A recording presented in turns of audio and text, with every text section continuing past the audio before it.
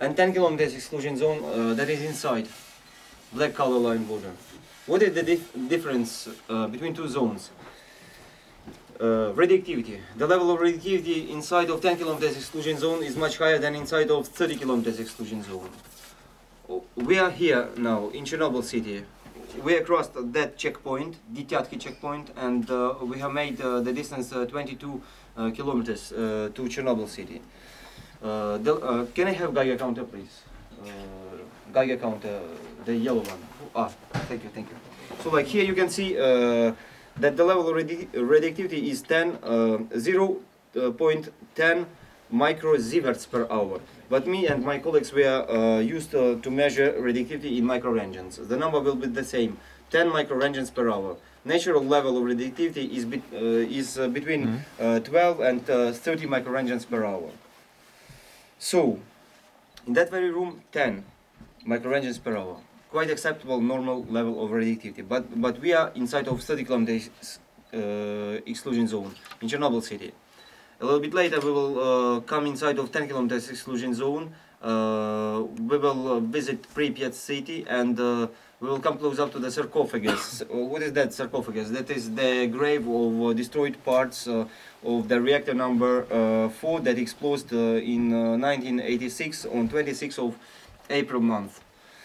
So we will stay only a few minutes, 3-5 minutes close up to the sarcophagus, taking pictures of that object.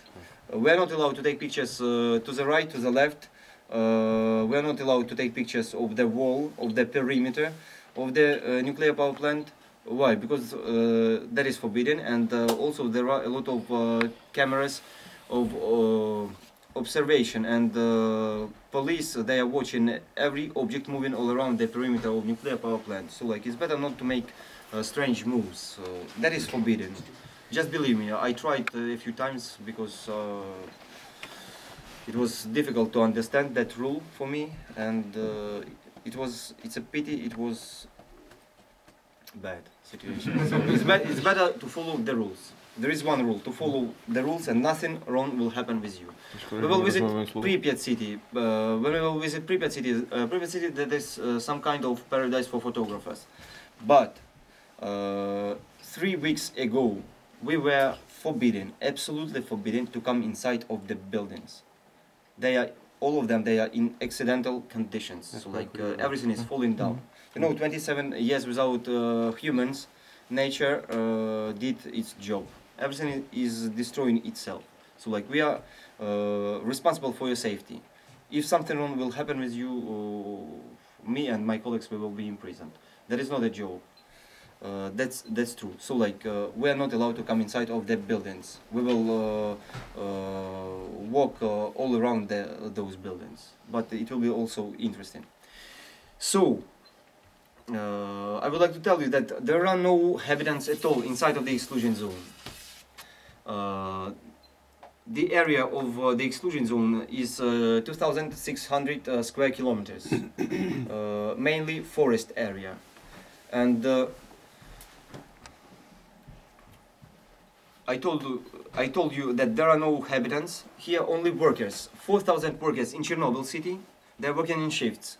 We've got two types of shift. First one is 15-15. It means that during 15 days you are staying inside of the exclusion zone, you are on duty, and during the next 15 days you are free, you can go home. And second type of shift is 4-3.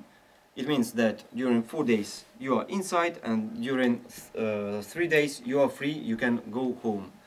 And 3,580 people, the workers, the personnel of Chernobyl nuclear power plant. There is no operational reactor today. The last one, reactor number 3, was shut down in 2000 after the order of our former president Leonid Kuchma.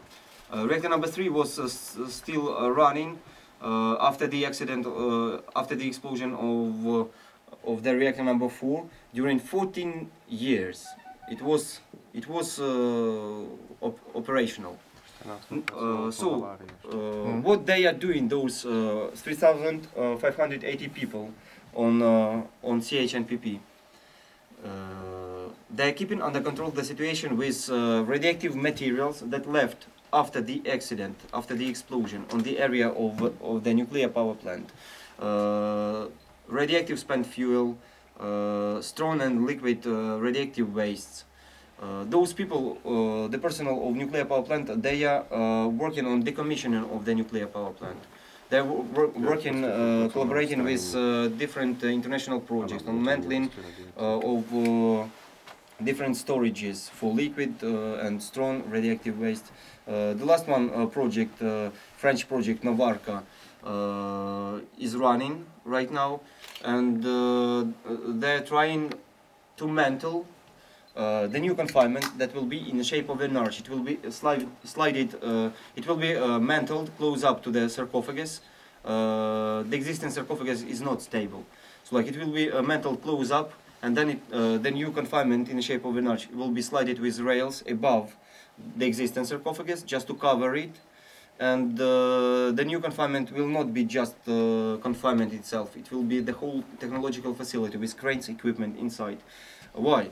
It was planned in future to dismantle existing sarcophagus and to remove all radioactive materials that left after the accident, after liquidation works at that place, at the place of destroyed force reactor. So it was planned to finish that project in 2015. We will see.